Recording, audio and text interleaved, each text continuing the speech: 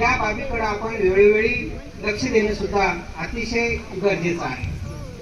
तर मी यासाठी म्हणतोय की आपण जे काही पालक आहोत, मान्य आहे मला की आपण गरीब परिस्थितीमधले, सामान्य कुटुंबातले, अनेक आपल्या मागं खूप असे कामं आहेत.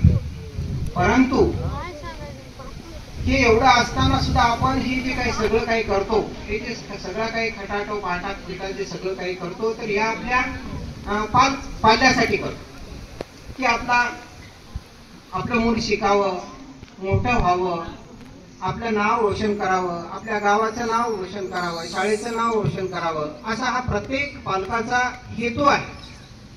परंतु हा जर हेतू आपल्याला जर साध्य करायचा असेल तर या ठिकाणी नुसतं प्रवेश देऊन आपला हेतू साध्य होत नाही. तर जसं की आपण शेतकरी आहोत, शेतीमध्ये वेगवेगळ्या प्रकारचे बियाणं, वेगवेगळ्या प्रकारचे मशागती करून आपण ज्याप्रमाणे उत्पन्न कसं निघेल यासाठी जसं आपण वेळोवेळी रात्रंदिवस आपण जसं प्रयत्न करतो, तसंच ही सुद्धा एक मशागतच आहे, ही सुद्धा एक शेतीच आहे. आपण कितीही जरी समजा काबाड कष्ट करून खूप असं उत्पन्न मिळवलं, घर बांधला, शेती घेतली, बँकेमध्ये पैसे जमा केले, हे कोणासाठी आहे? तर या पिढीसाठीच आहे.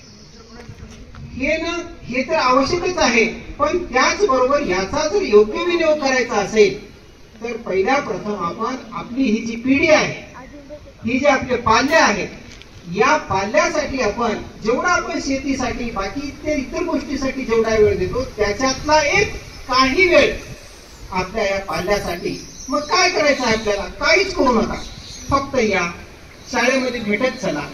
सर माझा मुलगा काय करतो, शाळेमध्ये येत आहे काय, दुपारी आहे का, सकाळी आहे का, कमीत कमी त्याच्यासाठी शिक्षकाला आठवड्यातून 1-2 वेळ तरी आपण त्यांना फोन करून किंवा येत असाल तर भोकर लागलं तर शाळेमध्ये संपर्क साधून.